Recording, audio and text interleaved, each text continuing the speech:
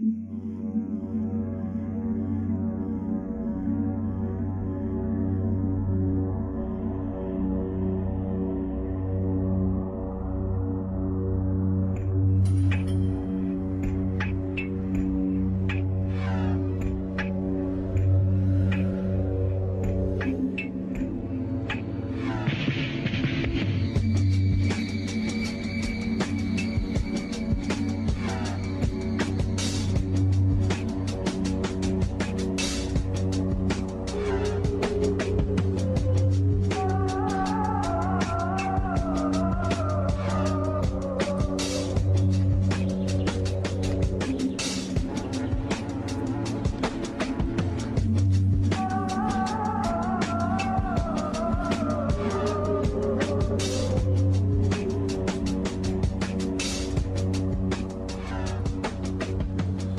welcome to In-Game Chat for Saturday, September 23rd, 2017. It's Season 11, Episode 36. I'm Scott. I'm RJ. And I'm Matt.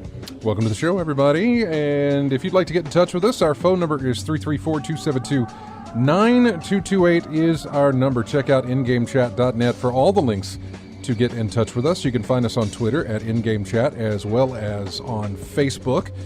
You can email us, everyone, at ingamechat.net. We are streaming right now on Twitch. Go to twitch.tv and type in game chat up in the little search bar at the top. You'll be able to find us and watch the show live while we broadcast and join in the chat room with everybody that's in there as well. So welcome, everyone. Oh, yeah, we got this thing. Courtesy of RJ, we have a clapboard now, so let me use it. Hope that worked. We'll see. Here, I'll hand this back over to you. Thank you, sir. Because you've got to do some maintenance on that. Yep. Definitely add some pizzazz. Yes. But yeah, that's only good for the people watching. Does nothing for anyone listening on the radio. So. At least this way you'll always remember, got to make the clap sound. I know, yeah. It puts a little bit of an emphasis on it now, so I'll remember to do it. Yeah, I know I didn't get my fingers caught in it, so that was the good part.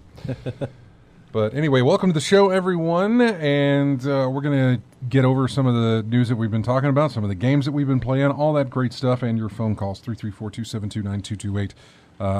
Let's start with what we've been playing. I'll start with RJ. What have you been working on, my friend? It's still been Destiny 2 all this weekend. I finally got the second character maxed out to level 20 and building up resources, gathering equipment, things of that nature. Yeah. Right now, the light levels are about 240, 230. You went through all three. You went through all. I went through alts? two. I went through two so far. The third. So your one main and your alt. You haven't main done and the my third. alt, my third, the warlock, Yeah. and I'm not looking forward to the jumping mechanic. I'm still trying to get used to that. Ain't too bad. Yeah, but I like the Warlock. That's the one I'm... Well, it's just a jump mechanic I'm having an issue with right now. I mean, I didn't see any ones that jump you up higher, other than the teleport one. But I'm going to get a little...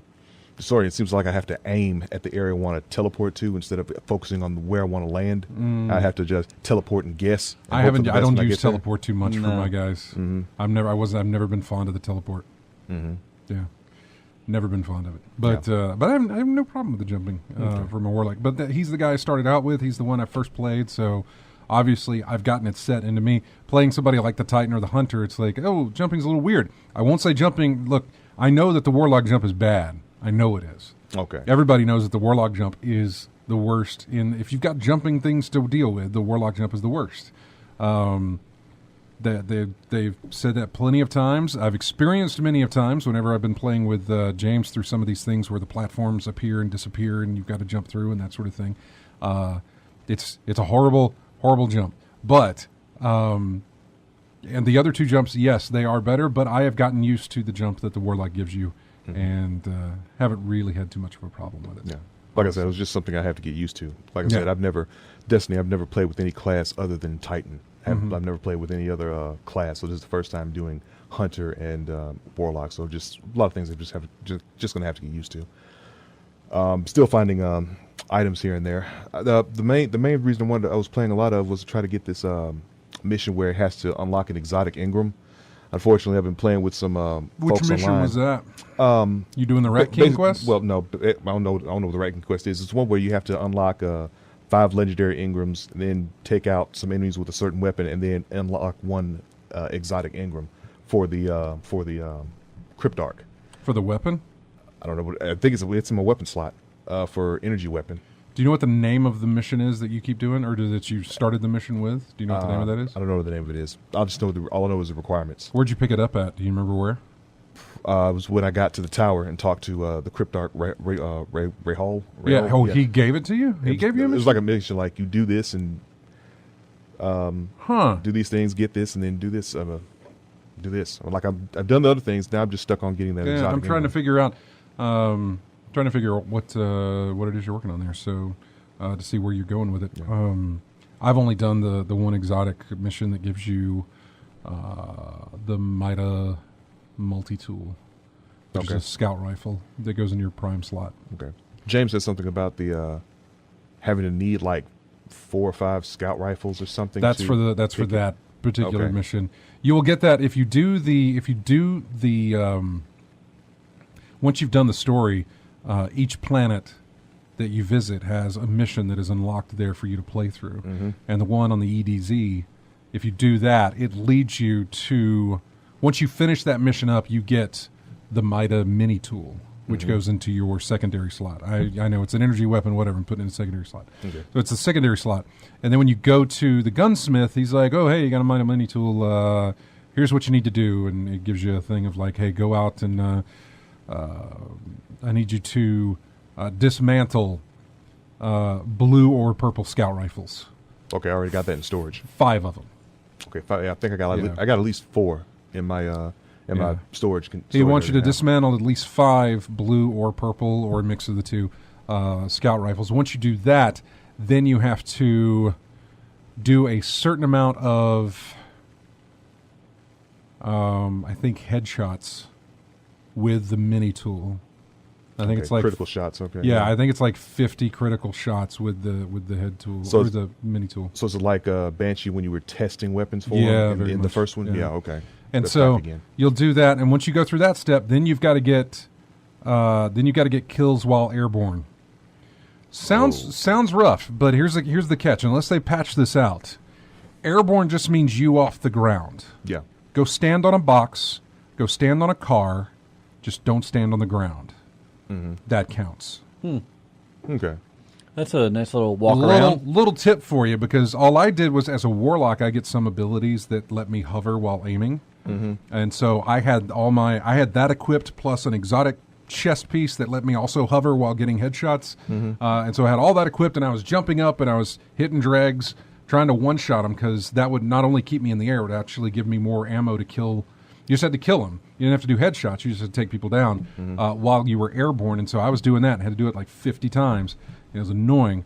But and then I read later that, hey, you just need to be off the ground. You don't have to, you can be standing on a box. You can be standing on a car. I don't know about a wall, because that may still count as the ground, but just stay off the ground and shoot and get kills. Okay. And that can work for you. So. Yeah.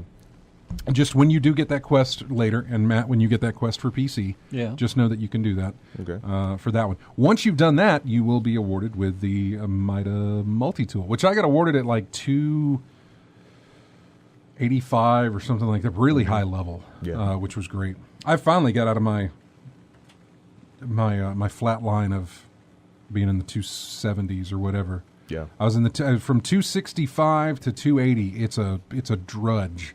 Yeah. Of going through there, and because everything blue stops at 265, and everything purple stops at about the same, or 270. Nothing was ever going up higher. Okay. Yeah, the only thing that I could rely on were filling out the milestone quests. Mm-hmm. That was it, and those only reset like once a week. So once I got this week, when Tuesday hit, I was able to move past that, and I'll talk about that later, but go ahead. Yeah, that's what I was working on there. It seems that seems that everybody was getting exotics except me. That's what it felt. That's what it felt like a lot. It seems that way sometimes. And then my alt characters that I'm not even doing the quest for was getting the exotic items. Yeah. So like throughout all that, I was able to get an exotic piece of armor for the arm. And then I found 2 weapons. What was it called? Something called the ward-off coil.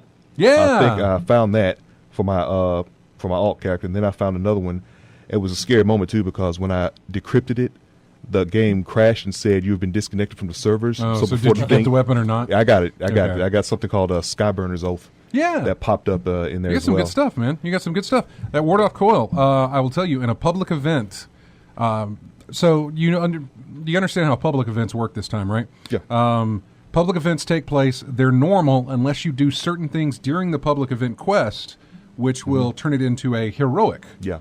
That's key for leveling up. Because you get better loot if you turn a regular public event into an heroic. But everybody has to know the mechanic. Mm-hmm. So like when the spider tank comes down and you blow off one of his leg pieces, he drops 3 orbs. Mm-hmm. You go pick up those orbs and you put them into the canisters that are next to the rocket shields that are placed around the battlefield there. Right. There's 2 per, and there's 3 of them altogether. So there's 6 total. There's 6 of them total. So you knock him down one time, he drops 3 orbs. You knock him down a second time, he drops another 3 orbs. Once those are gone, it turns into a heroic event. Yeah. Which means a bunch more enemies come in, and so does another tank, and you have to get rid of everything. Yeah, but with those scorch cannons that are unleashed, it's not as bad. No, it's fantastic. Yeah. So with your ward-off coil, there is a public event that takes place with the Cabal. I don't know if you've done one of these yet with the Cabal. I've done a lot of Vex and Fallen so far. Well, there's one with the Cabal where they put a drill down, and there's a drop ship hanging up above that'll drop missiles and stuff, and it'll also drop off reinforcements. Okay, I've done that, I think, a total of twice. Yeah. Eventually, the ship flies around, and if you can destroy the ship that's flying around, you turn that into an heroic event. Okay. Well, another Cabal public event is this big, I think it's another drill, but it's really big and massive. It flies down, and it drops off 3, not at a time, but 1 at a time. It drops off 3 guys you got to kill.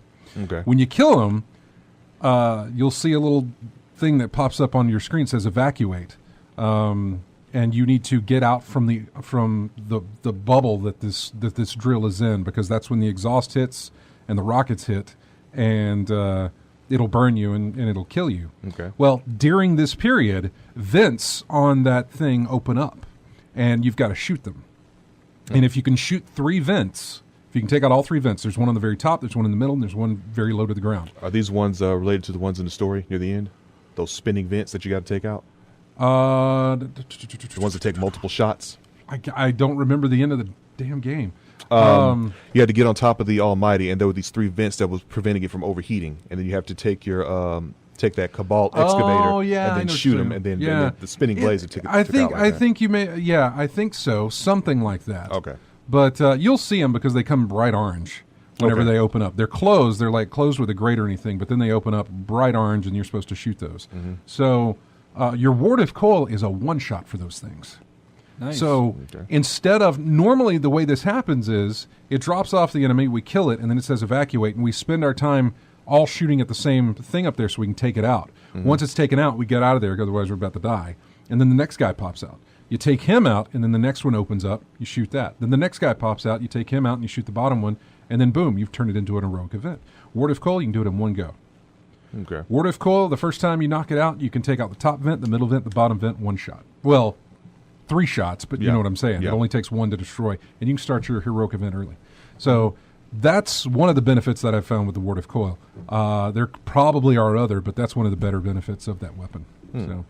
But those are 2 good weapons, ward-off coil and the Skyburner's Oath. Yeah, very good stuff. Good. So all that's left for me now is to get the warlock in the same position. Mm-hmm. Like I said, it's going to take a little minute to get used to the jumping mechanic, but given time, I will. Yeah, our clan bumped up to level 3 already. Nice, which is great. We are about to max out the XP that we can make per week. Mm-hmm. You can earn, as a clan, you can earn 100,000 XP per week. Okay, and we are at 99,000 right now for this week, which we probably already hit by now. Mm-hmm. But each player within a clan can only earn. Is it five? I think it's 5,000. Yeah, 5,000 per week. Your weekly submission to the clan total. So yeah, it's 5,000. Yeah. So when Kevin and I and maybe Jeremy or just whoever else, when we start playing on the PC, we should be able to get look at these rewards, right? I don't know. I've already attached my. I think I'm already a part of the clan. Did you tap your Blizzard? Yeah, my Blizzard account too. I already did that as well. I'm not sure how that's going to work. I mean, you're already in the clan, so I don't know as far as the rewards that you're going to get in game. You're not going to get anything until you beat the campaign. Yeah, but once I do, I should have. Once you do, I don't know if it's going to retroactively do it. I honestly don't know. That'll be something to find out. Definitely, you'll get the benefits. Because every time we unlock a level, everybody when we unlock the first level, I think everybody gets extra glimmer now whenever they make kills and stuff. So that's great. When you unlock level 2, there was another thing you got with that. When you unlock level 3, you got something else. 4 and 5 and so on. So those I feel will be active for you, and that'll be great. But I hope they'll retroactively. The actual the actual engrams you get whenever people complete things. I don't think it's going to work. I don't think it's going to do it. You don't think so? Now, when we flip a level, when we go from level 1 to level 2, you don't get an engram for that. You just get the benefits of whatever that thing does. All right. But during the week, all the little ticks that are under each clan member that has to do, which is Crucible, Nightfall, Trials, Raid. So every time those get knocked off by whoever in the clan, everybody gets an engram, and those reset weekly. Okay. So I don't think it'll I don't think it'll be retroactive for you guys. I think it'll just start from there, and everybody that does whatever will get the stuff. So that'll be interesting to see how that carries over. So what else? Anything? Just doing the Destiny thing. A little bit of Windjammers. I was having a little time with that. That was a good time. I haven't played the games, but it was like I was playing Disc Jam before Windjammers came out, and then Windjammers came out, and I said, oh yeah, this is what Disc Jam was based off, just a different perspective. I had more fun with I was having more fun with Windjammers and So no Marvel vs. Capcom for you, huh? No, I was never going to get that. Okay, I didn't know. I was fighting game, so I just was. Yeah, but I wasn't gonna pick that up. I didn't know where you were. It reminded me too much of Marvel Capcom 3. Well, and it's also Capcom, and they didn't really earn very good points with their Street Fighter V fiasco and. Well, earlier. I mean, the way Street Fighter was released, incomplete, going to be completed along the way, and then the way there were the DLC was dispersed on that one. Yeah, I can see why a lot of people had a wait and see attitude, or just going to wait for the price drop, because the data miners found the DLC that was going to come out. The roster wasn't anything to. No, a lot of folks didn't get excited about licensing issues. Mostly, no X-Men characters for the most part. Pretty much none, right? I wonder if that's is that for legal reasons, like with. It was a licensing issue. Something with what was it? Like Fox owning the rights to the X-Men characters. So they had that issue going on. So a lot of the characters that were fan favorites over the years of Marvel vs. Capcom's existence. Like Jubilee wasn't there.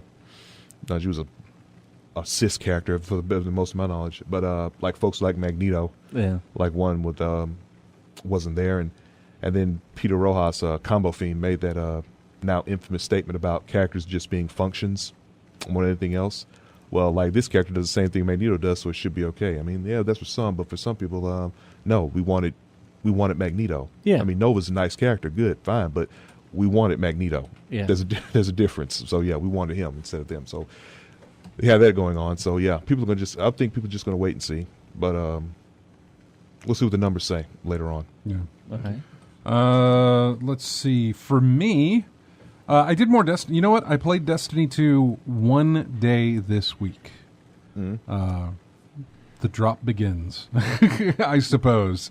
The drop off. The honeymoon is over type situation. Not really, because actually I played it twice. I played it a little bit last night before going to bed. And by that, I just did like whatever was my challenge for the day, which was to go to Titan and do complete the 3 challenges there. And so I did. Okay. Okay, that's right. That's a lot of stuff I haven't done yet on that. That was all it was. Strikes, really. Have you decided on the PC? I'm probably going to be there. I just don't know I mean, how they have long enough I'll of us on there. stay. I know. I just don't know how long I'll stay, but I expect I'll be there. Okay. But no, I played it Tuesday. Whenever the reset took place, I played it Tuesday. Me and Josh, the drunk degenerates in the chat room, he and I went through and did a couple of things together. Then we went through and did the Crucible. I did the Flashpoint thing, which was find all of Cade's chests.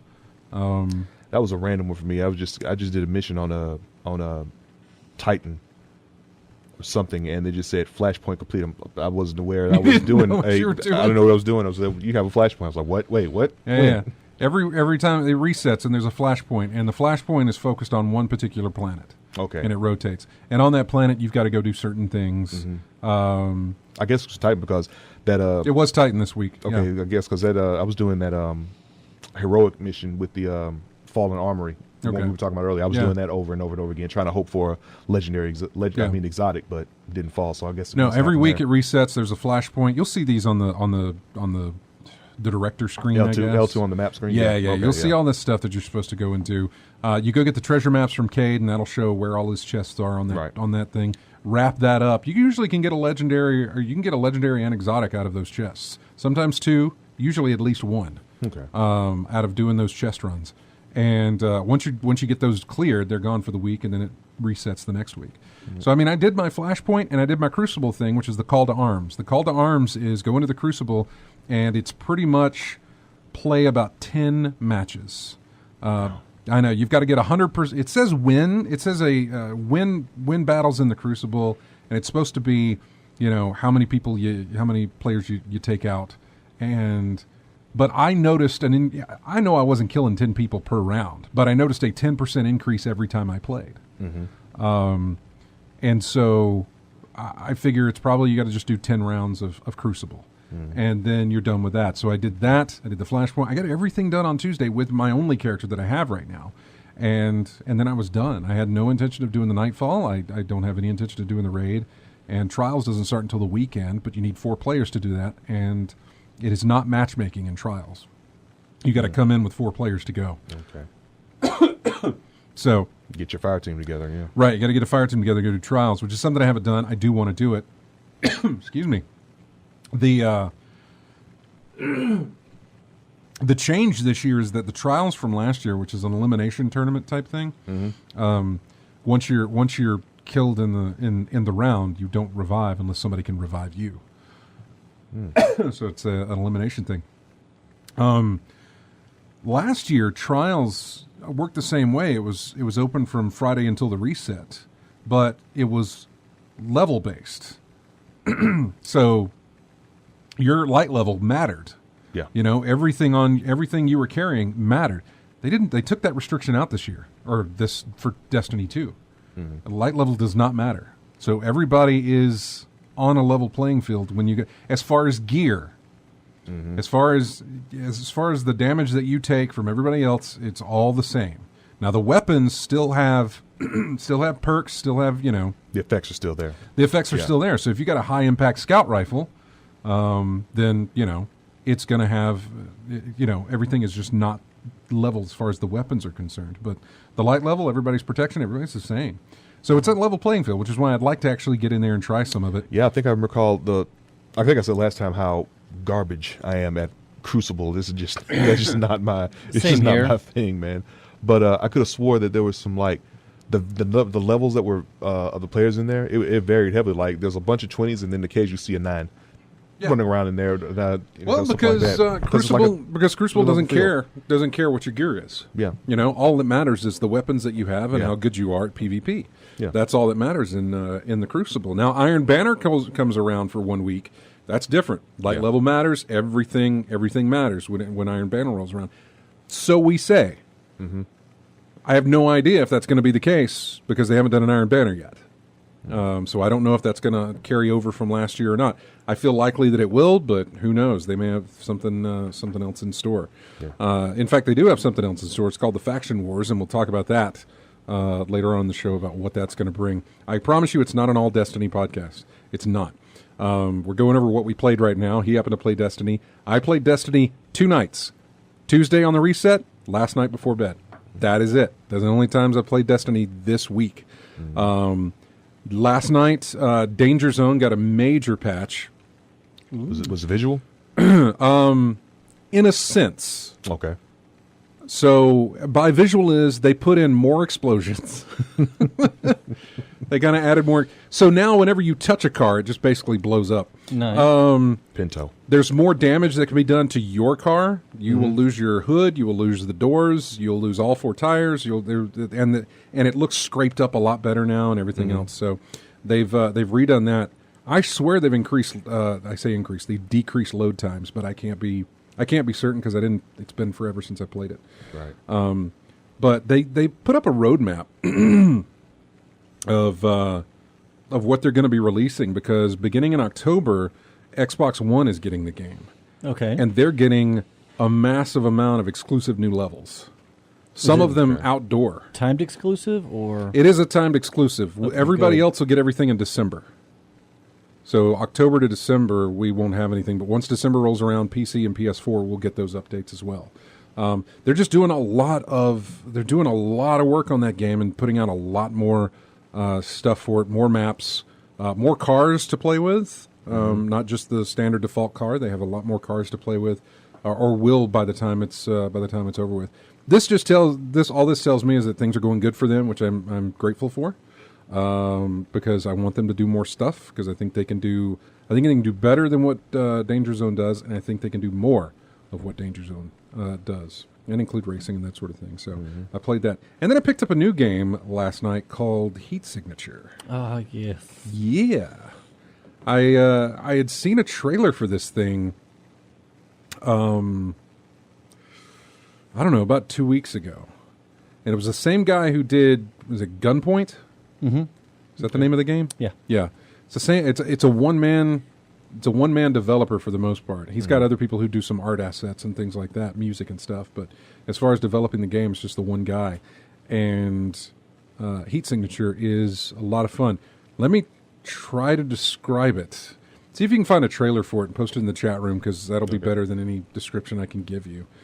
Was it overhead? Yeah, it's top down. Top down. Fun. Yeah, you kind of play a... It's like a Assassin? Invisible Ink. It can be. It can be stealthy, or it can be, just go in guns a-blazing, which is not the best way to go in, by the way. You play kind of like a space pirate, almost. And you take these missions of, like, kidnap this person, go steal this piece of cargo, go do this.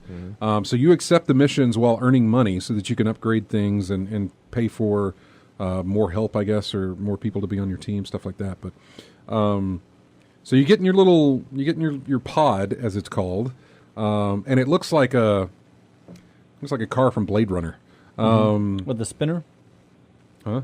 The spinner? Is that what they're called? I believe so. Oh, I didn't know. But yeah, or a car from Fifth Element, or a car, or whatever, flying car. But you're in space, and there's a great sense of scale, because you can zoom out and you become this little bitty speck in space. And as you zoom in, you can see yourself moving, but it looks like you're moving really slow. But when you zoom in even closer, it just feels like stuff is just flying by you while you're going. So it's a really, really nice sense of scale. And you get these missions, and you pull into ships and you dock with them, and then it becomes a top-down. You can see all the rooms inside the ship and where people are. And they're doing their little meandering across there. And I think the insides of every ship is procedurally generated, so they're never the same thing twice. So you go in and you have to do the objective. You either have to take out whoever you got to take out to make the objective happen, or whatever. And yeah, I look at some of these pictures of the game. The first game that comes to my mind is Hotline Miami. a lot of people have said that. A Yeah, I can see lot of that. people have said that. I can see that. A lot of people have said it's Space Pirate Hotline Miami. It doesn't. I was never one to really get into Hotline Miami very much, so I can't really make that comparison. Is it one hit kill? One hit and you're down, and then they'll come and they'll throw your body. They'll throw An your body. airlock? Yeah, they'll throw your body out of the airlock, which gives you a certain amount of time to remotely control your pod to come and rescue you. So I got. It was this morning actually. I was playing some this morning. Got shot out of the airlock because I screwed. I didn't know. I shot the guy was in front of me and I shot him, but apparently it set off an alarm in the entire ship, and it was just like boom, automatic ejection from the ship. And here I was floating in space, bleeding out, and it said, "You have 24 seconds until you're unconscious. 24 seconds to be rescued. Whatever. You had 24 seconds to remotely move my ship away from the docked ship that had already gone way away." Because in space things move fast. So I had to undock from that ship and then jet over to where my body was, catch up with it in speed to where they were going, and then scoop myself up. I did so with about 10 seconds left, and then I was able to be revived. And once you get hit, once you get shot like that, you lose amount of recovery time. So you may start off with like, hey, if you get shot, you got 30 seconds to recover. But the next time you get shot after that first one, drops down to maybe 25, 20, 15 seconds now. So the more you get shot, the more... Yeah, stop messing up. Yeah, the more you get shot, the worse it is. It's really fun. It's procedurally generated. It's very addictive. I was talking about this last night. I started at like 10 p.m. and I didn't... it felt like 10 minutes went by and I looked up. Oh, God, it's 1 a.m. So I went to go to bed, and that's when I turned on Destiny because You're in bed. Well, we had passed a level in our clan ranking, and I was like, "Do we get an engram for that?" And I logged in, and I was like, "Nope, no engram, but there's something to do on Titan. Let me go knock these 3 things out." And so I knocked it out and did whatever. So those are the games that I played. I played Destiny, Heat Signature, and a little bit of Danger Zone again. So is that all? Oh, I didn't play Metroid: Samus Returns. I got it. I didn't play it yet. Yeah, I'll get into that. Yeah, we'll get into that whenever Matt tells us what he played when we come back with more of in-game chat after this. Here is music from a game that just got released this week. I am not really into this sort of, I like my car games, but I like my arcade car games. And Project Cars is not an arcade car game. It is a Gran Turismo. It is a car sim, and that is not my style of... When I play video game cars, that is not what I like to play. Not your jams. Give me Burnout. Give me my Forza Horizon. I don't want to think about engine parts and performance issues and things of that nature. Yeah. You know? I will say, though, just listening to this piece of music, very, very dramatic. Whatever they're doing with this racing game, it's got some really, really good music. We'll be back with more of in-game chat right after this. Here's music from Project Cars 2. It is called The Green Hell.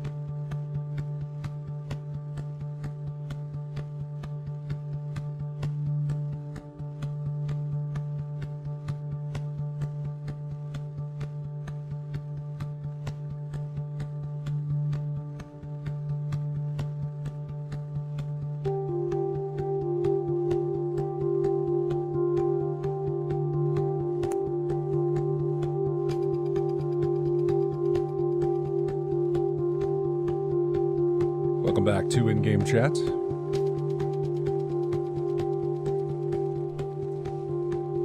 You'll understand what this is when I tell you the name of the track is called Timeless. So it has that tick, tick, tick, tick, tick. Like a metronome. Tick, tick, tick, tick. And that whole, Did you ever go see Dunkirk? Not yet. Yeah.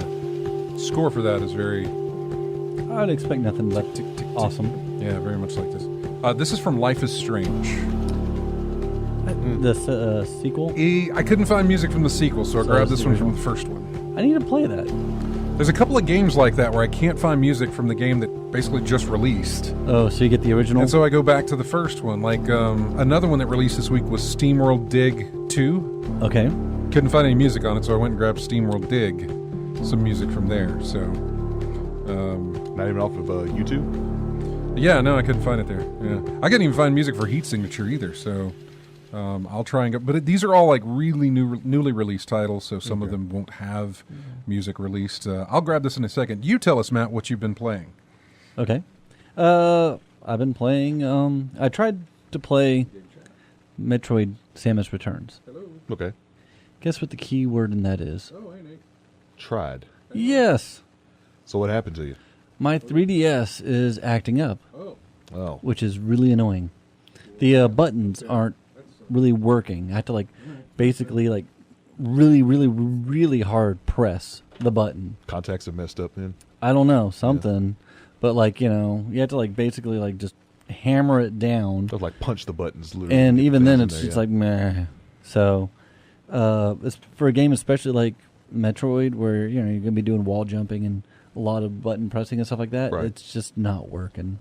Because I've been playing Phoenix Wright and that you could use as the touch screen. Right. So that's no big deal. Mm-hmm. But so I'm either When's gonna, the last time you had to use the buttons intensely on that DS? Yeah, I don't get what's up with your DS, man. it's been a minute. Yeah. How did that happen? Well, Your DS looks like it's been through it's seen some things. I throw it in my pocket and stuff like that. I have a clamshell case that I used to put it in. Right. But then I couldn't stuff that in my regular pocket, so I just started throwing it in my regular pockets. And This thing has been through some. This thing has had. it had some wear. It's some love. Yeah, man. Look at that. I mean, I travel all with it. Coming off here, and Yeah. it's. How old is this? It's one of the new ones with the C stick. It is a new 3DS XL. Yeah. So But- I got it when they first came out. So what? Last year and a half? Yeah. I don't know how long have those things been out. Yeah. I don't know exactly how long they've been out, But I got that when I think open. I mean, first day release, sort of whatever, or something like that. But you can see some of the some of the wear and markings tear. and some of the wear. It's just it's been through the ringer. it's been through some Yeah. love. Gives it But, character. Yeah, unfortunately, it also makes it where the buttons don't quite work right. Yeah. So that's annoying. Yeah, you're gonna have to crack this thing open and get inside and fix that. Yeah. That's the best I can. You see how to get in there while you're looking at it, Scott? You see how to get Oh, in there? I know how to. Okay. Yeah. There's There. 2 screws. Then you take, for taking it off, to do the replacing the battery or the memory card. Mm-hmm. And then there's additional screws around there, and that'll undo the bottom. Yeah, it'll be an undertaking to do, but Yeah, I might have it'll to. cost you less. It'll take some time, but it'll cost you less money than getting a new one. I might have to bribe, someone else who Yeah. has a better touch with that kind of stuff than I do. Nate messed around with my PS4 controller, the Yeah? one that had broken. Yeah. I'd say broken, but Was it the same kind of thing? The buttons weren't working? Or? no, it wasn't the buttons. It was the thumbstick. Remember, I did a video once where we were all playing Destiny again, and I did a video once where I stayed at the tower and I held up my controller in front of the camera, so with the screen in the back. And I was like, "Look, I'm not touching any of the thumbsticks." But you could slowly see my character Okay. turning, Just slightly, the camera slightly moving. Huh. And I said, "Look, I'm not messing with it." So, because I was having problems, I remember I don't know if you were in there with us at the time, but I remember telling Nate and James, you have to click the thumbstick to make dude run, right? And I was like, "I'm clicking, he's not going. It's not." It was yeah. So I had to I bought a new controller, Okay. and I was ready to dunk. But these are like $200. Yes, I was ready to chunk that one, but I gave it to Nate to mess with, and he messed with it. So, and much like the Millennium Falcon, this one has some. I actually don't think he fixed it. I think he popped it open and said, "Yeah, something's wrong with your controller." Oh, but yeah, much like the Millennium Falcon, this one's had some special modifications. Mm-hmm. So I have somebody. I have somebody who's willing to take a look at it. Oh yeah. Yes. I've had to break into my 3DS before. My last one, I spilt milk in it. Ooh. So if your friend wants me to take a look at chocolate milk or regular milk? I'd be happy to. Or strawberry milk. Mm. Well, she's watching, so. Oh, yeah? Yeah. So she'll probably answer if it was chocolate or strawberry or vanilla or probably just regular old milk. I would be more than happy. More than happy. I'll even, buy her lunch or something. If you can fix it. Get her some milk. She's responding right now. Get her some milk, yeah. Just don't spill it in my 3DS. Squirrel. Squirrel milk? Squirrel milk. Don't do it. Why have you gotten silent? So, Has your opinion changed? No. I'm just like... No, he was about to say something, so I was going to say don't do it. I don't know how to reply to squirrel milk. I mean, I can't imagine milking a squirrel. I asked you not to do it. Anyways, so yeah, I tried to play Metroid. That's not quite working out the way I want it to. Yeah. I did play, of course, Ghost Recon. Oh, more of that, yeah. Oh, yeah. I am, Kevin and I are both in the tier system, because once you hit level cap of 30, then you start working on what's called tier 1, and you start at tier 50, and each time you level up, you go down all the way to 1. And every increment of 5, you get some kind of reward, whether it's a piece of clothing, a tattoo, a gun, something like that. I'm at tier 30 now, and as you go through the tiers, you get more rewards when you do supply runs or missions, so you get a bonus. So normally, if I was going after a supply truck that gives me 5,000 medical points, right? At my tier now, it doubles that. So I get 10,000, which is really good. But also, it makes the difficulty go up to where if they even look in your general direction, you're down, kind of a thing. You have to shoot them, make sure that you hit them right on, and they just glance you and you're kind of down. Plus, Melee still works in games like that where you could take 40 bullets, but one knife hit and you're down? Since this is a Tom Clancy game, it's more tactical. It's not a cover shooter. Okay. So, if you're behind something, bullets have penetration. So I've had a couple of times where I'm behind a wall, or I have one of the bad guys, I could see where they're at and they're behind a wall. And you don't have visual on them, but you can shoot through the wall with certain weapons that have higher penetration and still get them, which is really fun. Wow. It's really coming down outside. Oh yeah, it is. I can hear it through my headphones. Can you hear that? Yeah.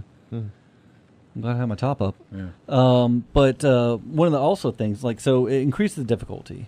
So I'm now on expert difficulty, and on the mini map, you'll have a sort of a fuzzy area where a bad guy is, but you haven't quite pinpoint where he is in that fuzzy area. So you'll see 4 different fuzzes around the mini map, and so when you actually get visual eyes on them, they'll actually turn pinpoint where that person is, and the fuzzy will go away, and you'll see the the marker. With the tier level that I'm on, you don't get the fuzzies anymore. So I'm going around with Kevin, and I'm all right, and I'm using my drone, just trying to scout the area. I'm all right, do you see any fuzzies? He's yeah, okay, there's some more over this direction, go southwest. And so I'm go southwest with my drone and try and find. So it makes it way more challenging and fun. So that's what I've been doing. Anything else? Just Metroid, tried Samus Returns, and then just Ghost Recon Wildlands? Yeah. Okay. I want to see what happens when you get to 50. When you get to 1? Because you start at 50 and go down to 1. Okay, when you get to 1 then? I don't know if I'm going to go all the way to 1. I think I'm going to get to 5 and then just turn it off. Because 5 has the LVOC. Which is? LOAC. I don't know. I have no idea. You're looking at me. I have no clue. Low visibility, LVOA. Yeah, LVOA. It's one of the rifles. Okay. botch acronym. Actually, that would be an initial. Power rifle or something like yeah, that? it's a really good, assault rifle. Okay. So that's it, the tier 5. I think I'm going to go till I get that one, and then just sort of go back down because, like last night, Kevin and I were playing, and we just kept on dying in this one spot, and sort of reset and res, and then like there'd be bad guys still there, and like we both get killed. So and like eventually we're like, all right, we got to get out of this area. Yeah. So. Okay. All right, then. We've got a few minutes here before we hit the top of the hour, so just covering some really quick little news bits. This week we get the Ness Classic. Yep. It releases on, I think, Friday. I hope that one's moddable like the NES Classic. I feel certain that it will be. Because, if nothing else, I want to put one game on there. Chrono Trigger. Not that I don't have that in, like, I was about to say, don't you have it on your 3DS? I have it on my 3DS. That you can't play right now because of the buttons? Yeah. I have it on my PSP. Oh, PSP? I think I might have it on the Wii U. No, actually, I don't. Yeah. But, I mean, like, I have it other places to I'm play sure. it. But, I mean, still, any chance to throw down with some Chrono Trigger, that's still one of the best games. I look forward to seeing what they do with that as far as, like, breaking into it and putting in, a massive library of SNES games. Because I've been trying to think of, like, the games that aren't on there that I would want on there. And Uniracers. Yeah. For me. Yeah. But, I mean, for the most part, it's a good lineup. Yeah. I'll take Mortal Kombat 2. Oh, yeah, I forgot about 2 and 3, I believe. Complete with Gray Sweat. No, I know. That was the first Mortal Kombat. That was, yeah. Mortal Kombat 2 actually had the blood. That's right. That's what it was, yeah. Which, yeah. Maybe Mario Paint. The old NBA Jam. I am glad that they do have the Mario RPG. Yes. That was always a fun one. 7-Year Door? No, that was the sequel. It was the... That was the sequel, yeah. Yeah, the... something about the coins. Okay. Well, yeah. I don't know. There's Mario plenty. RPG. There's plenty of SNES games that we can throw in this thing. So I really hope they go nuts with it and let us put a bunch on there. Blackthorn. What else? There was, let's see. Gearbox has stopped working on Battleborn. They're done with that. Okay. Battleborn got or will be getting the last of its updates in October, and then that is it. They won't get anything else. They are done with it. And I think they're all working on Borderlands 3 at the moment, which is, from what I understand, what they're working on. All right. Got a release date for Monster Hunter World because Tokyo Game Show took place this past week. That did. Monster Hunter World gets a release date of January the 18th. Did any of y'all ever get into Monster Hunter? Not me. I didn't. Same here. I know there are people it's all who the rage. did. It's all the rage in Japan. I know that. Yeah. Yeah. Did you see the Zone of the Enders thing? Oh, the pods that they were in? Well, just that Zone of the Enders is getting is now on PlayStation 4. Yeah. And it comes with a VR thing. Yeah. A VR whatever. Mode. It's got VR mode for Zone of the Enders. I did see like they had like a pod set up where actually like get into a pod, and I mean that's kind of cool. Zone of the Enders was never my mech jam. Now was that for Left Alive? That Square Enix game that was announced? I thought it was for ZOE. Well, it may have been, I don't know, but Left Alive is made by, with the exception of Kojima, a whole lot of people who worked on Metal Gear over the years.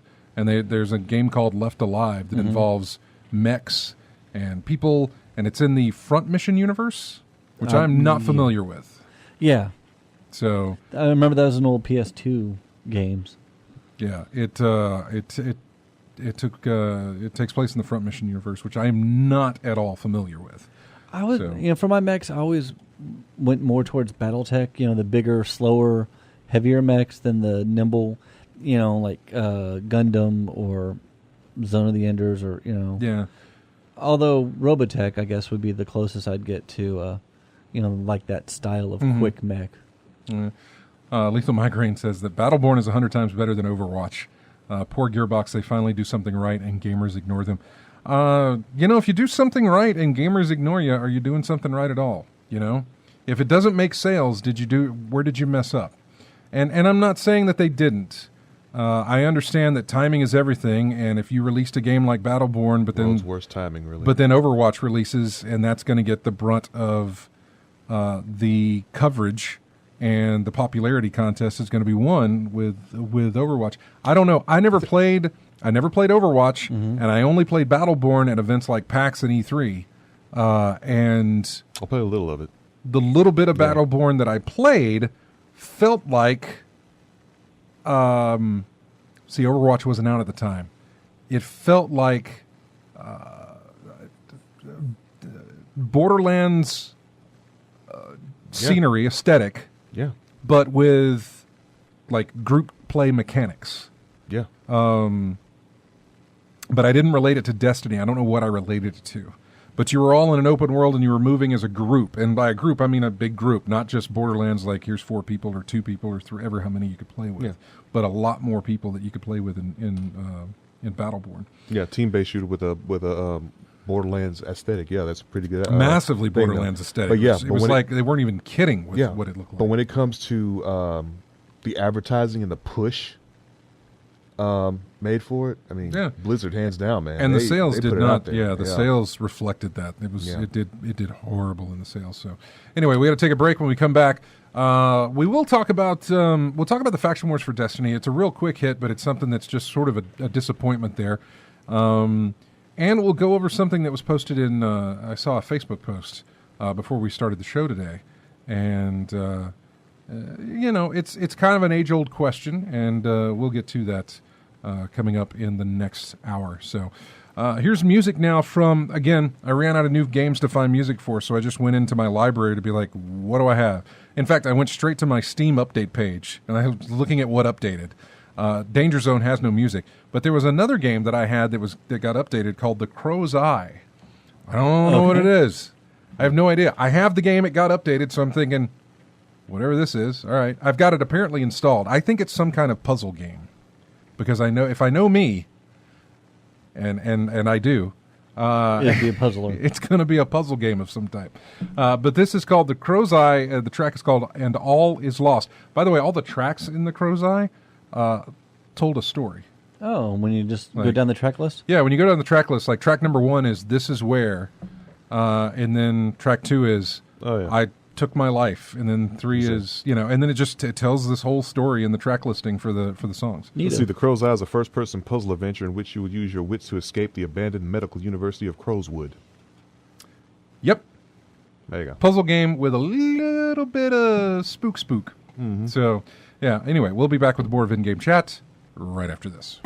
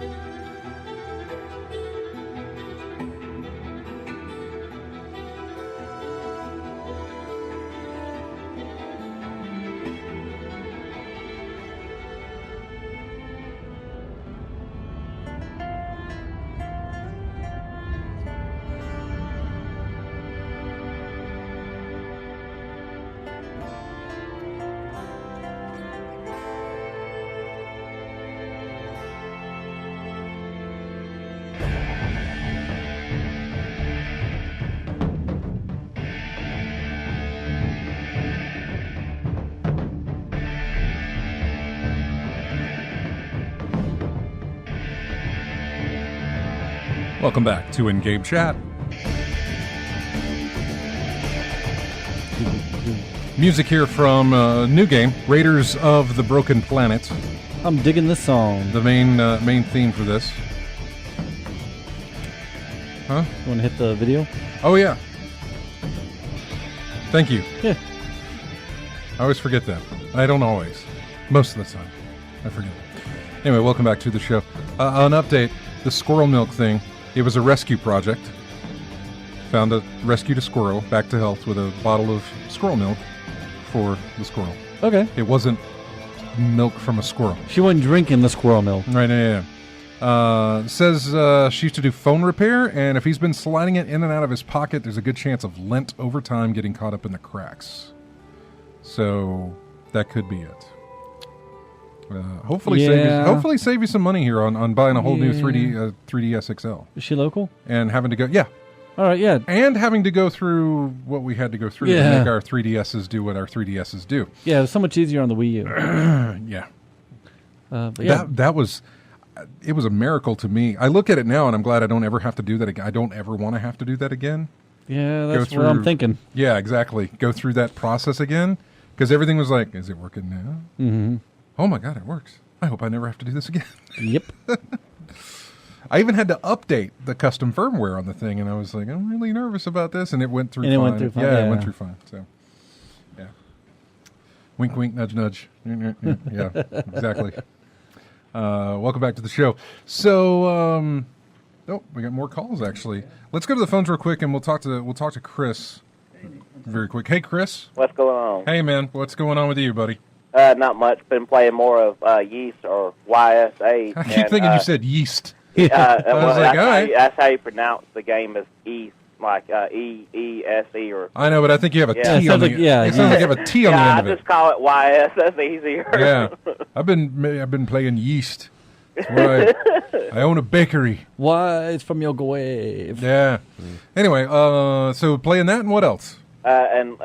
And I've been playing the new Metroid too. You know, I've had it just for rub about it a in. week.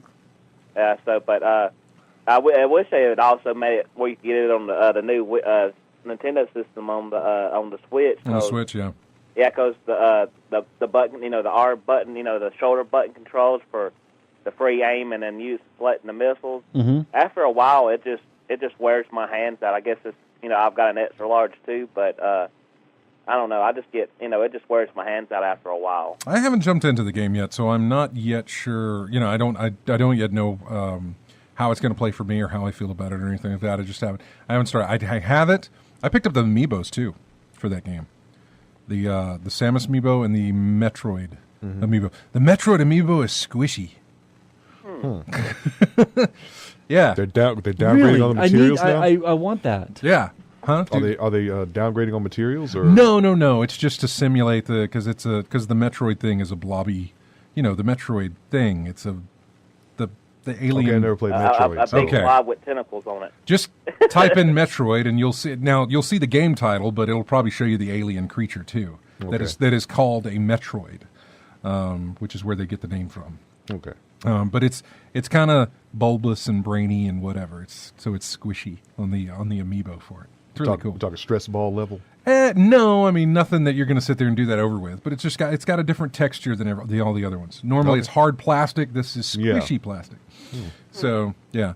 All right, Chris. Well, I'm sorry to run through, but we're running short on time. We've got another call to get to, but thank you so much for calling. We love hearing from you, man. All right, and good luck on that, the DS fixing that, because I've opened a PlayStation controller, and I wouldn't want to do that again, so good luck with that, y'all. So I'll see you later. Appreciate it. Thanks, man. Okay. Who do we have? Nate. Nate. Hey, Nate. Hey, man, I thought it was great that you brought up NBA Jams. I feel like that was like the first basketball game that really made sense on any platform. It was what, 2-on-2 type of thing? Yeah, 2-on-2, the best superstars. And it was the first time you really saw cheat codes being used. Well, I mean... you could enter a cheat... Go ahead. Well, they had cheat codes. They had cheat codes for a while. Was that like the cheat codes, like the big head and the celebrities? Yeah, the big head code and Right. stuff like that. I mean, you could actually enter the initials of the producer of the game, and he had the best stats of anybody. So you're playing with this long-haired hippie-looking guy, right? And he's jamming on like Shaq and stuff. I remember that. Yeah. Midway always did that. They always put some type of codes or something in there. They had ones did. for Like Mortal Kombat had one. Versus screen for you had Mortal Kombat's had that. you had to enter in the code before the Midway logo came up, or Acclaim, I think, was doing the NBA Jam. but it was Midway and Acclaim, and you had to enter the code before the logo filled up the entire screen, and if you got it in time, you'd hear ding, and then it meant that you'd put in whatever code was correct, and I don't know, all these different things for it. But yeah.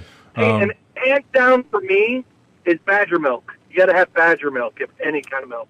Okay. I don't know anything about it. This was just milk for a squirrel, really? Not actual squirrel milk. It was just milk for a squirrel. You've never heard of Badger milk? I have never heard of Badger milk.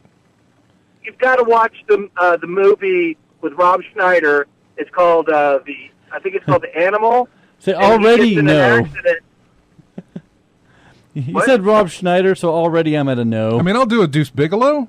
Ugh. You know, I'll do Deuce Bigelow. In the movie, he gets in an accident, and this guy finds him and replaces all his internal organs with animal organs, and so he has all these different attributes of different animals, and it's hilarious.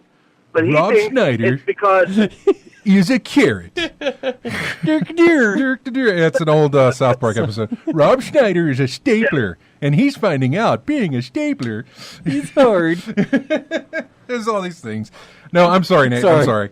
No, you're fine. All right, y'all have a good evening. You too, man. We'll talk to you later. Oh, that went off the rails. Yeah, I know it always does. Rob Schneider. You're throwing Rob Schneider in. I know.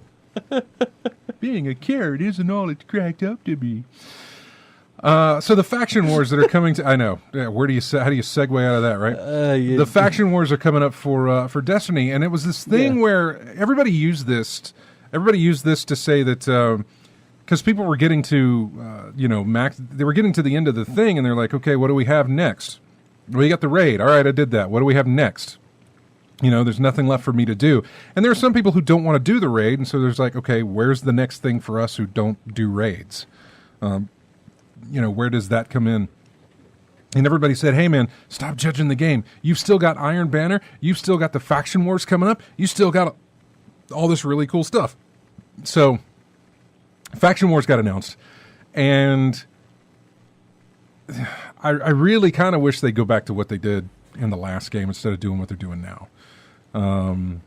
Also, Kirk goes for Future War Cult. That's where I was too. Future War Cult, all the way from back in. Actually, I had 3 characters, so I had 1 for each faction.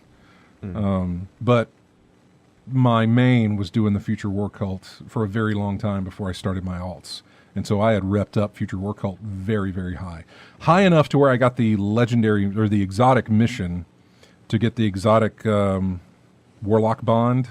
Okay.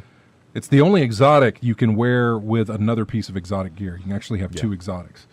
At least it was in Destiny 1. Did it give you any benefits? There were some, yeah, there was. I don't know about defensive-wise. Okay, yeah. I can't remember. It may have, but probably not much, because that just would have outclassed you a little bit from other people who hadn't gone that far into it. Because you had to rank them up to like 50 to get to be able to get the mission to unlock the exotic bond or whatever it was that was specific to your character or your faction.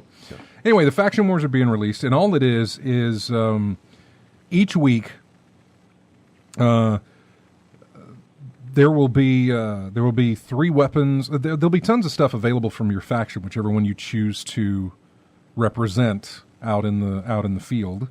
But and you can earn armor and you can earn weapons. But each week, each faction will be offering a legendary weapon that will be awarded to you at the end of the week, depending on whose faction got the most rep, I guess. You go out there and you kill a bunch of things and you get the tokens and then you turn them in. So whoever got the highest, whichever faction gets the highest, their weapon goes on sale for everybody. In that. Not everybody in that faction. Okay. Everybody. Okay. But everybody in that faction only has to pay 1,000 glimmer for it. Okay. If you're not in that faction, you have to pay 50,000 glimmer for it. Oh. Right. Not a big deal. I make glimmer in my sleep in this game. It drops. At this point, most people are maxed out on glimmer right now. You don't max. It just goes.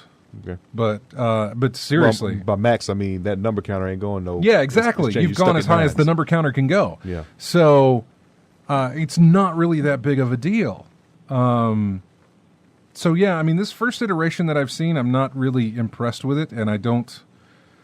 Wait a minute. I'm sorry. Wait, you What? said no limit to Glimmer, right? It seems to be unlimited. Yes. No, I remember that I've had missions I've been to where it said Glimmer's full. Really? Yeah. It was during a heroic event, actually. There was Glimmer all over the ground. When I ran over it, I had a notice on my screen that said Glimmer full. Wow. Okay, I haven't seen that yet. I haven't gotten to Okay. that part yet. Have you been spending Glimmer a lot? Oh yeah, yeah. Okay, yeah. See, it takes a while for me to start spending stuff because I'm trying to build up. I mean, they pretty much Things like that, attached. They pretty much attach Glimmer to everything you do now. Okay, If you use a mod, you have to pay Glimmer. If you use a shader, you have to pay Glimmer. Yeah, I've seen that one. Fine. If you infuse, you have to pay Glimmer. There's Glimmer for everything. And I've done a bunch of I've bought a bunch of mods because now once you hit 280, you can start buying the purple mods, and you can start taking your blue mods and crafting them into purple mods. Once you hit 280 or higher. So I've been taking my multiple blues and turning them into purples, and then putting them into my weapons and my gear to raise them up 5 points to get as high as I can level wise. So I've been doing that a lot. So yeah, I haven't really hit a glimmer cap yet. But that's my whole thing with the Faction Wars. It just doesn't seem. Looking at what's available this coming week, like they gave a scout rifle, I think, to Dead Orbit, which looks really nice. They gave, I don't know if it's a fusion rifle. I'm not sure what it is for Future War Cult. Might have been a Pulse. I think it's some kind of Pulse rifle for Fusion War Cult. Which again, not a bad. I switch between basically Pulse and Scout. I rarely do auto, and I rarely do hand cannon, and I rarely do sidearm or submachine gun. I do hand cannon. Yeah.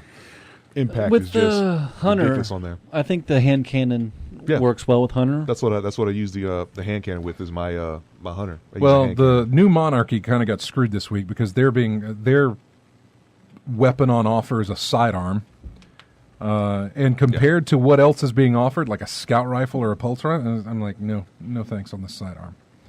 No thanks on the sidearm. So, exactly, they're drunk degenerate says the new Monarchy gun seems the most meh.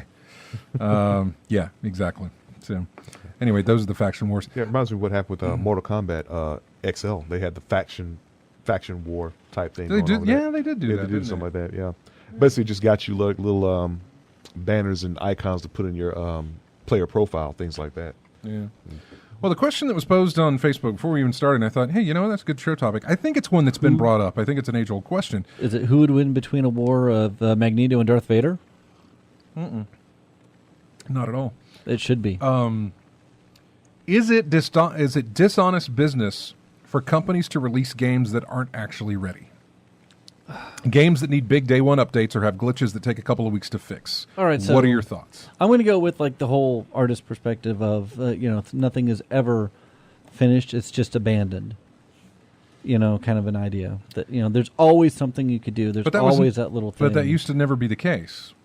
Games had to ship, hopefully completely done whenever they shipped them. Now I realize we're working in the age of a lot more complexity for the games. Right, yeah. If you're working on an 8-bit game that's, the systems back in the day when we started getting into gaming that's all weren't nearly as complex. No, I understand. And they did have glitches. Yeah. Double Dragon had a infamous hidden invisible dude that if you swung the bat, you'd But even going back to Xbox games, the original Xbox, PlayStation, that sort of thing, these things weren't connected to the internet until November of 2003, I think. Did the original Xbox It may have been 2005. did it update games through? Wasn't it until 360 that they started? It wasn't the until ability to update the games. The consoles went online in November of whatever. Or I say the consoles, but I know Xbox Live started in November of 2003 or 5. So, and then the 360 came along, and that's when you started seeing more of this. It needs an update type thing. I'm under the impression that with added complexity of the hardware, of the systems, of the games, compared to what they were back in the day when you didn't need that there's always something more you could do. That if you have a date that all right, we need these out by this door, all right, you gotta ship them, and as it's pressing, as it's shipping and stuff like that, you're still working on a patch, and then you send that out. So is it dishonest business then? I don't think it's dishonest business. I think it's just the world we live in. I mean, companies could just not release video games until they're 100% done, and even then, probably won't get video games because there's always something you could do. Right. There's always that one random bug or that weird thing that and especially when it comes for multiple ports and computing. When it comes to computers, because everybody's system's differently. So on the computer, everyone has different specs. Mm-hmm. So you have to just sort of like, all right, here's the base specs that we're going to go for, and you might have trouble with this or you might have trouble with that because, we don't know what your system is. At least with consoles, you kind of know everybody on a PS4 or a Xbox One have the same system specs. I don't know. I just think I don't think it's dishonest.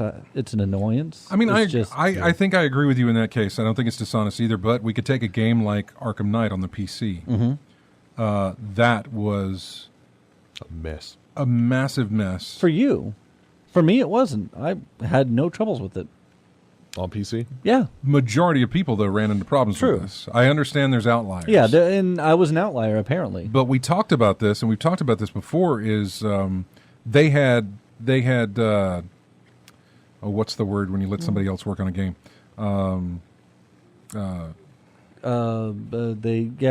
What is that? I know term? that word. Yes, they outsourced it. Outsourced. God. Thank you. Yeah, they outsourced it to another company to work on the PC version of this. And I mean, we covered this. We covered this in depth whenever it happened. How Warner Brothers was like, just get this game out on consoles, where they just focused strictly on the consoles to make everything run like it's supposed to. Mm-hmm. Left it up to the PC people. Told the PC people, hey, you got 2 weeks to fix this. You got 2 weeks to work on this, and then we're shipping it. And really didn't offer them any sort of. I don't put the blame on, and I can't remember the name of the developer. It was like Ice something, I think, but. I can't put the blame on the people working on the PC port. I actually put it on Warner Brothers for not checking in on them, giving them more time, and giving them more people to work on this or anything like that. They just it sounded like it was a really horrible deal for that company that was outsourced to work on this. Can we call all this dishonest or just poorly managed? Well, this was Warner Brothers, and it was bad. Look at Capcom. You talk about the DLC stuff, and I know that may be a different side story type of thing. Mm-hmm. Well, that might be where you get into some dishonest business practices, because then there's monetary things involved with DLC. The most irritating thing out of that is that's different. Yeah, the only irritating thing I get out of that is money grab. Right. It's a money grab, and I guess, like what you said earlier, Matt, that's the way the signs of times is what we're used to, really. It's what a lot of people, I mean, yeah. And in the end, if you want to pay for it, you can pay for it if you want. You don't have to. Yeah. Or, but then you have stuff like Destiny 2 where, like, all right, we'll release it on the consoles, but then the PC people have to wait. And so we're like, all right, well, that sucks because I want to be playing it. But, where do you draw that line? Mm-hmm. And, you just keep on holding it off until, because if you push it back, then that affects a lot of stuff. That affects distribution. That affects, sellers. That really. You got to hit this date. Yeah, I see that. Yeah, and I understand that's just a business practice. Mm-hmm. And games are getting way more complex. They're getting, systems are getting more complex. Well, there's also different genres of games. I hate to bring up Destiny 2. You can bring up Overwatch. You can bring any game that has. A massively online component where putting it out there in the real world like that is very difficult to test pre-release. It was one of the things that we got onto Bungie about because, and I can't remember when this was, but Bungie talked about, and I want to say it was for Destiny 1, they talked about something where they said, hey, this works. We've tested it with thousands and thousands of people. And it's like, that's not how many people are going to be playing your game. There's going to be millions of people playing your game. Yeah. And there's going to be hundreds of thousands of people playing your game. So, but how do you test that? How do you find the bugs in something that is as massive as some of these games are that are open world and procedurally generated and things like this? How do you test for everything when everything is so random without putting it out there and having millions of people sort of run through it themselves and then coming back and say, well, I found this glitch when this happens. That's why we got bug reports for a lot of things. It's because they're unable to test. I mean, game development used to be like, you'd see pictures of the people who worked on the original Mario Kart for Super NES. It was like a team of, 6 people working on that game. Obviously, not a very complicated game, but still, there were 6 people working on that thing in a company that was paying them lots of money to work on it, and they were probably working on that one thing. But now you've got developers who are one team, a one-person team, a 2-person team. You've got others that are like a 15 indie type thing. Then you look at your AAAs, your Ubisoft, your Assassin's Creed, the one set in France. Yeah. What is it? Assassin's Creed Unity. Okay. That thing shipped a buggy mess. Mm-hmm. And that had God knows how many people, 500 people working on it. You got a movie cast at the end of those games. Yeah. Yeah. It's a massive, you got credits that take movie credits, 30 minutes to get through. Yeah. On some of these games. So many people working on it, and yet you still run into issues. Is it dishonest? I have to go back and say, no, it's not dishonest business. I think there are special cases where it probably is more of a dishonest business practice for what they did specifically. I easily go back to Warner Brothers for Arkham Knight. I think what they did with the PC release was hey, we've got to hit this mark, get it out there now, we're losing money, we're whatever. I think that was a bottom line corporate decision, ship it regardless of what state it's in. We'll fix it in post. Yeah. Type situation. Because we can do that. But then you look at Warner Brothers like Mad Max. That came out fine. Mm-hmm. You look at Warner Brothers, Mortal Kombat's PC release got a lot of flack, I think. One of the Mortal Kombats, or maybe it was an Injustice. I can't remember what it was, but they took forever to patch the thing. Something from NetherRealm? Yeah, but it was NetherRealm, and it was under the Warner Brothers banner. Yeah. But something like the Mad Max game is fine. Shadow of Mordor, another Warner Brothers release thing, had no problem. So maybe it falls on the development studio, but it still falls under the publisher who says, your game's due at this date, get it done regardless of anything. It ships at this point. After that, you need to patch it. So I think in special cases, you're probably looking at some kind of dishonest business. I don't think it's ever it's always at the expense of the gamer, which then, or I say the gamer, it's always at the expense of the game, which then in turn is at the expense of the consumer. In some ways, as long as you don't sit there and charge them for extra things, and you eventually do give them a complete game. But at what point is there... I would say if you can get them a complete game before that thing hits a bargain bin or hits a discount set by the publisher, then you're okay. But if you sold the game for $60 and it's broken, and then you drop the price of the game 2-3 weeks in to half, 20% off, something like that. $20, Yeah, you drop it down, and then you fix it then what about those people who paid for it beforehand and got a broken game out of the box? Hopefully they did their due diligence and returned it, forced complaints, gave it bad reviews, got the word out there and stunted the sales because it was a broken piece of crap. Yeah. Hopefully this is something that they did. Sometimes gamers do this. I say that. Steam just implemented new review rules for the fact that people do this whenever they now have histograms for the review series on Steam because it happened with Firewatch. Campo Santo, I think, is the name of the developer. They took action against that Sweden dude, PewDiePie. PewDiePie, yeah. They took action against him for being a racist, and he is. They took action against him and said, let's file a DMCA so we can pull our game away from him so there is no attachment of our game to him.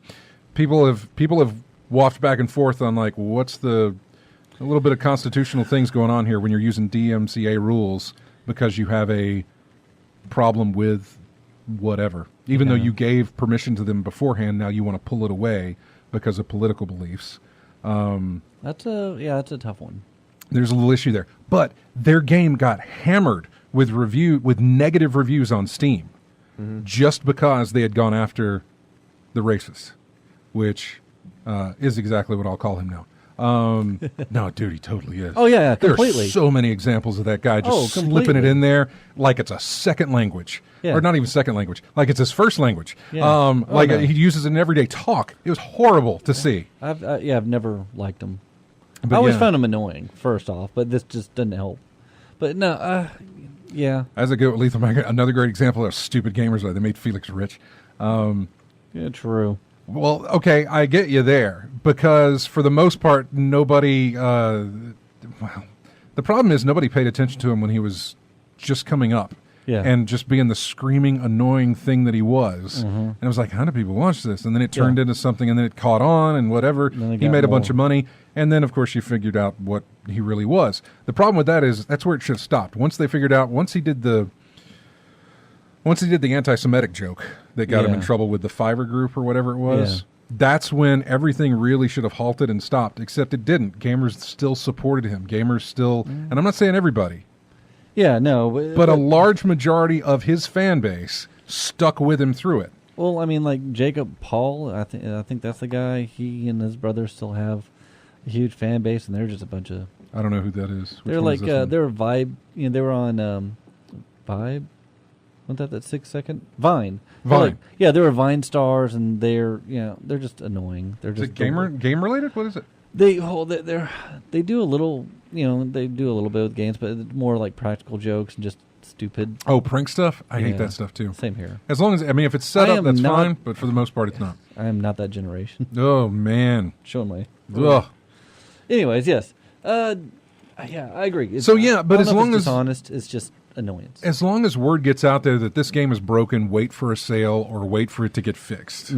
Or take your chances. Sometimes they don't let that happen, though. Sometimes that's when they put review embargoes on things so that people don't find out the game is broken until it's released. There's dishonest business. That's a red flag for should be a red flag for anybody. The review embargo. We can't put out reviews until the game is know. released. That's a big red flag for me. That's That'll force me to wait. just a little for side the story on delay. that. They're doing the same thing with the new Star Trek series on Yeah, CBS. yeah. They're Discovery. they're holding all reviews until the show actually airs. Sometimes it's not bad. Sometimes I know they put an embargo on it until the show actually airs. I have no I idea. don't know what to think. Yeah, I don't know what to think either. I have to wait. Sunday. Yeah. No, they'll let you know after that episode comes out. Anyway, if you've got a thought on this, if you've got some kind of Yeah, let opinion us on this, know. we want to hear about it. Give us a call at 334-272-9228. And we're going to take a break. When we come back, we'll have more of in-game chat after this. I tried to find music from Steamworld Dig 2, which just got released this week, but I couldn't. So I got music from Steamworld Dig. It is the main theme. Very Western thing. I've never played this game, but it's got a very Western tone I like Western. to it. Anyway, we'll be back with more in-game chat right after this.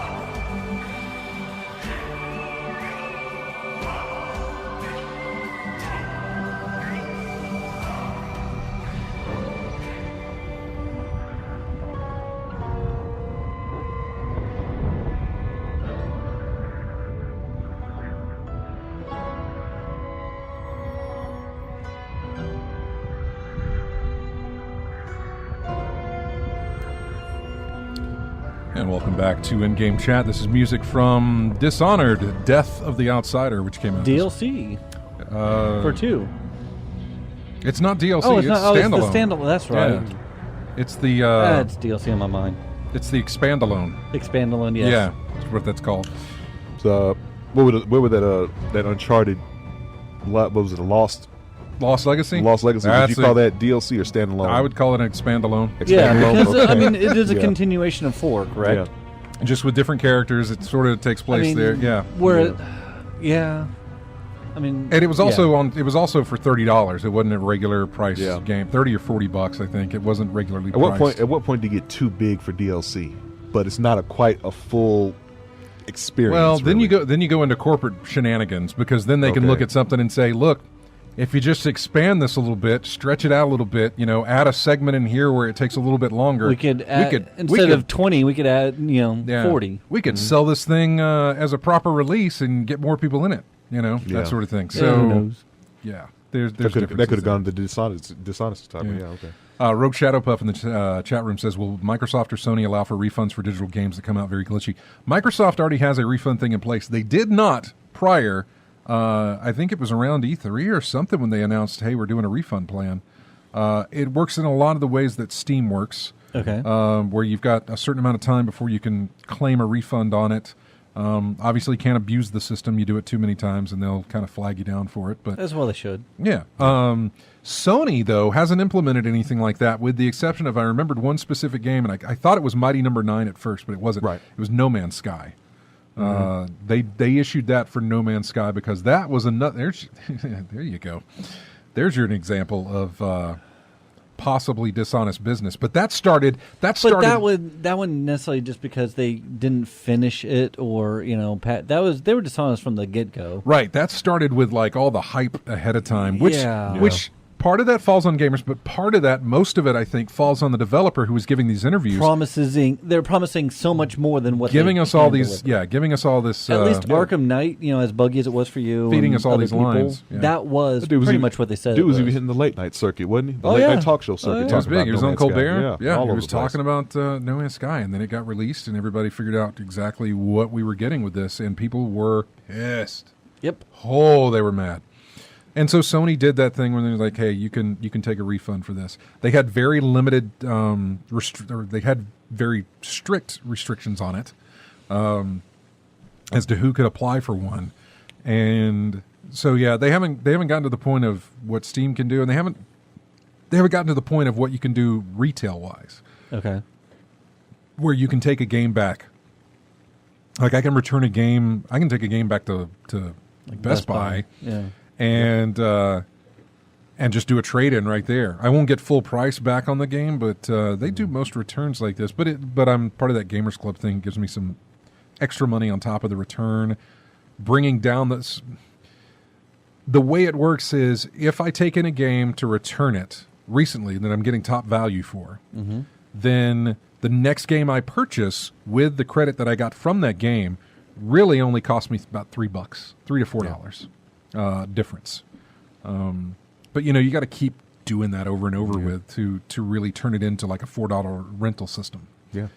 For what you're doing. We said before, it's almost like a rental system because Redbox is like what, $5-6 a there's night, something like that. a night Yeah. for PS4 games and things like that. Yeah. Then there's Redbox. So. But the digital thing we were talking about, you were saying earlier during the break, I couldn't even recall a mechanic on Sony's part for anything digital, returning anything digital if it was messed up or anything like that. No, other than No Man's Sky, that was about it. Yeah. No Man's Sky specifically, and a lot of the reason because that got such Negative. a massive outcry Yeah. with this is a bad game. The problem is that the reason it had such a massive outcry because there were so many people who were invested in that and had pre-ordered and had bought the game and Couldn't deliver on the promise, man. had fallen for the PR hype on this, and that wasn't even hype as much as it was flat out lies that they were given. And now they've patched the thing, and they're still dedicated to giving content in this game and fixing things and all I this think other it's stuff. too late. Yep, the damage has already been done. Yeah. man. It may be too late for new buyers, but the people who were already bought into it are I think, very happy with what they're getting out of this. Even though it's coming very late, I think they're happy with what they're getting. Danger Zone, in a way, is doing that for me, where when I really had written the thing off as like, oh, I guess that's a loss for them. I mean, I bought it, but it felt like I was hoping something good for Three Fields. I want them to succeed and give me the burnout that I so dearly miss. And so I was hoping for really good things from them for Three Fields. But when I hadn't heard anything about it. I know they were working on an Xbox One port and that they were throwing new levels in there, and I thought, okay, that's great, that's nice. But then when they showed me the roadmap of what they've got coming up, I was like, it gives wow, you some hope. Holy, yeah, this is nice. I am very happy to see this. Yeah. I was not promised anything of what they have on that roadmap. There was no promises with that. They came straight up and said, here's what we've done. If this succeeds, we will do more. But we're going to support this and fix our glitches and bugs if there is any that we discover in this. But I really didn't expect what they were, and I'm going to try and find it so I can show you what that was. But yeah, it's just out of the blue stuff. I really did not expect, and what I got was something that looks more than you could hope for. Yeah, so there it is, Danger Zone roadmap. I think it might even be an image when I grab it. So I don't know. There's we kind of waffle on the is it dishonest business? Yeah. Mm-hmm. Some cases it is. It's obviously a case-by-case basis. It depends on how they decide to use their, I suppose it's not what you do when you release a game. It's what you do after you release the game. Okay. If your game is broken, are you there to fix it? Are you going to just abandon your consumers who purchased that game? What are you going to do about it? I feel in the case of Warner Brothers, they completely abandoned it for Arkham Knight. It just took forever to get it working for me and for most people. I know you did not have the same experience. I was lucky. Yeah. I admit that. I feel, Mass Effect Andromeda may be another one in there as well. Yeah, good point. There's I posted a link to the roadmap in the chat room, and you can see all this stuff that they're doing. Oh, man. So this looks great. I know. I'm just excited about car explosions, man. That's just me. So I want to say something not game related at all, but something that I'm excited about. Okay. I just saw the trailer for Isle of Dogs. Okay. And it's a movie. We like entertainment here. And wait, is that the Wes Anderson movie? It is. Is that the stop motion one? It is. Stop motion? Okay, yeah. Oh, yeah. Isle of... Okay, yeah. I thought you said I love dogs. No, Isle of Dogs. Isle of Dogs. Yeah. And I got to say, that is one director. There's a few directors like him or David Fincher. Really, okay, two, maybe a few more. But no matter what they do, I will go see. I will be there because I love their vision. I love their stuff. And I am super excited about that movie. Yeah. One thing we didn't hit on was earlier this week. Yeah, that's fine. I was looking for something here. Well, you're looking. I had some more stuff here. We'd only have about 7 minutes left. Epic Games, and I kind of want to talk about the PlayerUnknown Battlegrounds sort of battle with Epic Games about like, hey, they're stealing our stuff. That's still kind of developing actually because there was more info today that came about. I didn't see the new stuff. Well, the pub guys clarified their position. Okay. Of what they actually have a problem with. And I haven't really read over much of that, but they did clarify some of that. But what I did want to talk about, the same game that they're going after, which is Fortnite, from Epic Games. Earlier this week, they accidentally had it cross-played between PlayStation and Xbox. Whoops. Like it's a switch. Hold up. Yeah. Accidentally. Yes. And they fixed it because because word got out. You can't have people having fun. Yeah, word got out that it was out there. But apparently it's not some wall that they have to cross between Microsoft or between PlayStation. It's something that they can just code into their game and it works. I'm not technical in any aspect when it comes to this sort of thing. Yeah. When I have to take it at face value whenever I hear it from the corporations who say, well, we can't do this, we have to work with blah blah blah. It makes it sound like there's just it just can't be done unless both sides agree. Apparently that's not the case. It can easily be done It's just and apparently easily undone. It's apparently something done in the development of the game, something in the game itself that can access crossplay between consoles. Yeah, so it is possible. You just didn't want to. Right. For whatever reason. And they keep it off, or they do something. Here's the thing. Why have it in the game if it's not something that you can if do it's later. not going to be something that can be done? You know what I'm saying? Yeah. So like it makes me wonder how many games out there have this already coded into the system, they just have it switched off so it can't crossplay. And if that's the case, it's not something deliberate that they put in there. It is something that is just an aspect of being online altogether. They just have to so in order for you to have online play, right? Yeah. You've got to have this in there, and that allows crossplay between Xbox and all the users of Xbox, plus all the users of people online on their console playing that game, that specific game. There's just a thing where it says, okay, in the coding of this, we have to say that if Xbox connects to PlayStation, call that a negative and find another player in the Xbox universe, in the Xbox basket, something like that. So I got to figure it's in every game. I got to figure that right now Destiny has crossplay between PS4 and Xbox One. They just have that little node that says only search for people who have PS4 tags to their name. Only search for people who have Xbox One tags for their name. Instead of what about PC? Search Throw for that all in there too. Right. Again, this is my limited intelligence on how this works. But that's probably the same way. It's probably exactly why you have crossplay between the Xbox and PC. Rocket League with Xbox and PC, and Rocket League with PlayStation and PC. You get crossplay there as well in Rocket League. So I think it's all in there. Rogue Shadows, but they need to snatch that node out. Then I don't think it's a node. I think it's something that is embedded into how they program the game. Like, in order for there to be online play, period, it's going to look for players who are accessing that game and trying to find other players. They just have to have something in the code that says Xbox to Xbox, PS4 to PS4. That's it. And they kind of left that switch off somehow, and that's why it worked. So I don't think it has to come from the companies themselves. It doesn't have to come from the console manufacturers themselves. It has to come inside the game, the developer who works on that game. It comes in from there.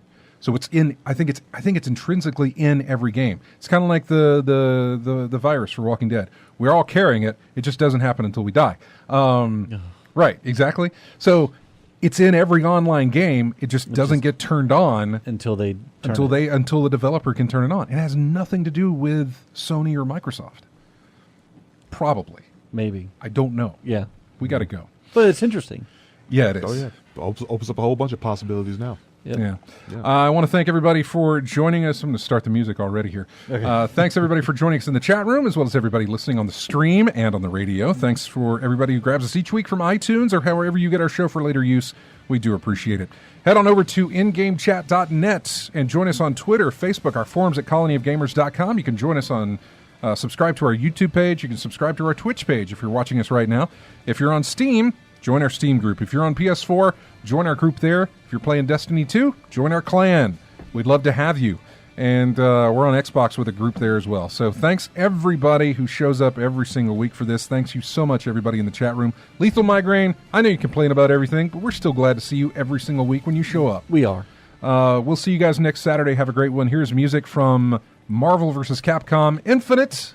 It is the character select screen. So there's not much music to go with this. Did you break your headphones? I think I did. All right. You know what? I bet she can fix it. I don't know. We'll see you next week, guys.